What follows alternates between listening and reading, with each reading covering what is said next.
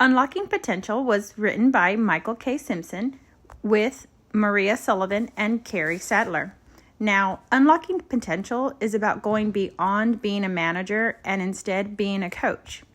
The rationalization behind this is that most managers tend to manage individuals that have different kinds of knowledge bases than they do.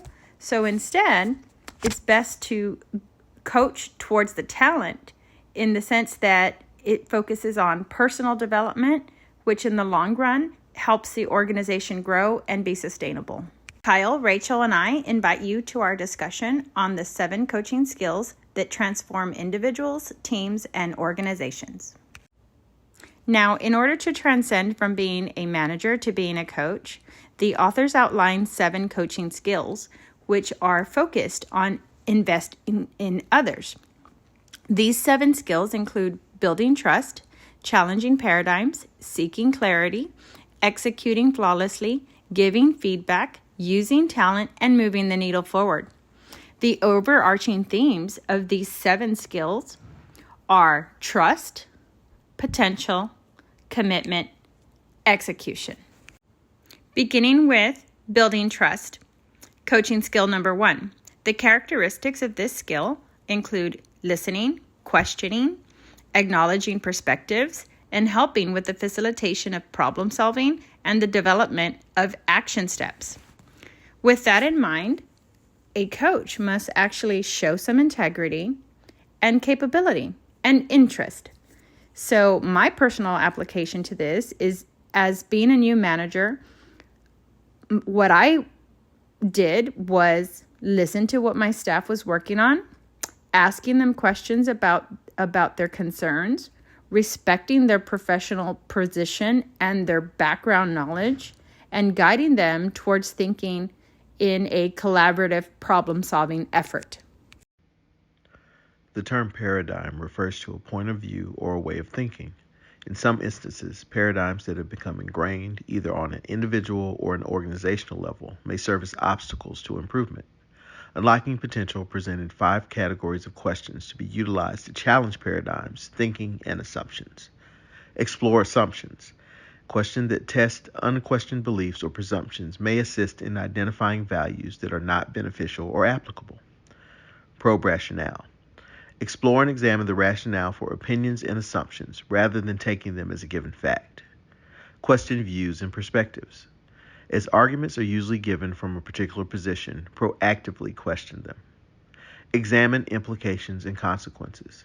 Encourage a complete exploration of all potential outcomes. And question the question. Individuals may examine their paradigms by turning the question in on itself. The professional application involves a deliberate critique of all organizational cultural norms to examine an approach or a way of thinking. There are no sacred cows that cannot be examined. Strategic clarity describes the coach's goal to assist individuals in developing a concise mission statement and an applicable strategy by which to carry it out. A well-developed mission statement assists in clarifying what is most important to the individual, providing focus and clarity, helping the individual be proactive in designing their life and their goals, guiding day-to-day decisions concerning their time and energy, and providing a greater sense of meaning and purpose. Hand in hand with the developed mission statement is the creation of a strategic narrative that aligns personal goals with organizational values and clarifies their direction. In approaching the narrative through this lens, the definition of priorities occurs naturally. The professional application involves a core strategy of defining clear and specific individual goals that sync with universal organizational goals. This synergy supports and is bolstered by strategic clarity. Without execution, the most well-considered and planned strategy is nothing more than a wish, a dream, or a hope. It is the responsibility of leaders or managers acting as a coach to close that execution gap between plans and completion. The coach must train individuals in the following 4 disciplines of execution. Focus on the wildly important goal, or WIG. The WIG is the 1 to 3, at most, goals that positively must be accomplished with the most urgency. Act on the lead measures. Focusing only on the end results of a strategy is not efficient and often ends in failure.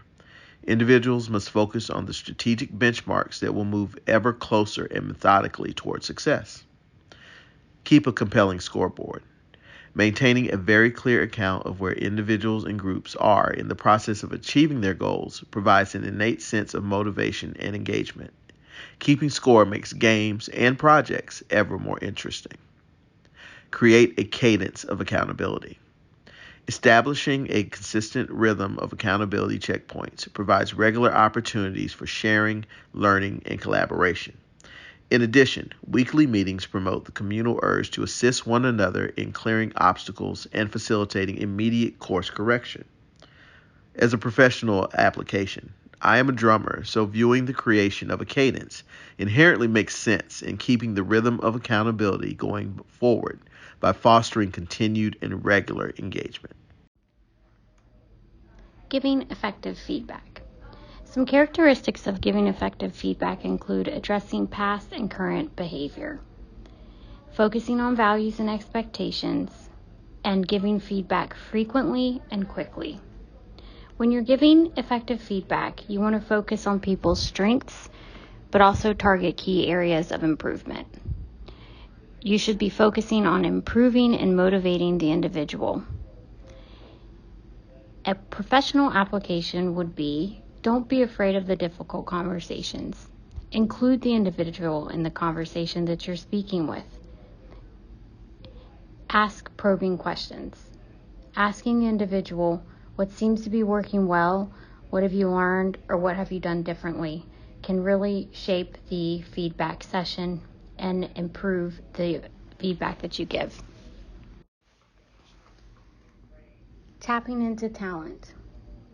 There are a lot of people that work in your organization, I'm sure, and they're all diverse and have different backgrounds and offer unique perspectives to the work and overall goal of the organization. Releasing the talent and ingenuity in the individuals that work for you requires trust, clear expectations, definite resources, and a cadence of accountability. You want to make use of the greatest talents by focusing on the diverse skills that they have to offer. You confirm weaknesses, but you also focus on the strengths, and this can overall improve performance. A professional connection to consider would be, look at the diversity of talent within your organization and the people that work around you. What unique skills do they each bring to that organization? For example, you might have a millennial that's really good with technology, whereas someone of a different generation might struggle with that. Tapping into talent would be identifying those that have strengths. Moving the middle. This was an interesting chapter where the author talked about the performers in the organization. He broke it down as high performers, average performers, and low performers. The high performers, 20% of your organization, are motivated individuals. And where it's important to recognize them, they're probably always going to stay motivated and be high-performing individuals. The low performers, also 20%, no matter what you do, can, not, or won't change. And so if you really want to solicit organizational change, average performers is the 60% or bulk of your group in which you can do that. And this is called moving the middle. Moving the middle can produce the most significant cultural shift and significant change in your organization. And my professional application would be that organizations often talk about people are the greatest asset. Even the military says that, and they are. But many organizations don't prepare their people to assume greater leadership roles. So as a leader or a coach, you can look at your average performers and ask yourself, what am I doing to prepare them for the next level? How am I getting them to be greater leaders in the future? And if I tap into that potential, will I be able to shift organizational change? We'd like to end our presentation with personal reflections on the book. Rachel commented that this was an easy-to-read book that is applicable to all professional fields of practice. Nina appreciates that this literature is organized in a fast, easy-to-read manner. The main notions presented are reflective of Cotter's caring enough to lead literature. Kyle found it to be straightforward and engaging. The book has provided easily applicable concepts for coaches and mentors in all disciplines. On behalf of Rachel, Nina, and Kyle, thank you for viewing our group's review of Unlocking Potential, 7 Coaching Skills that Transform Individuals, Teams, and Organizations by Michael K. Simpson.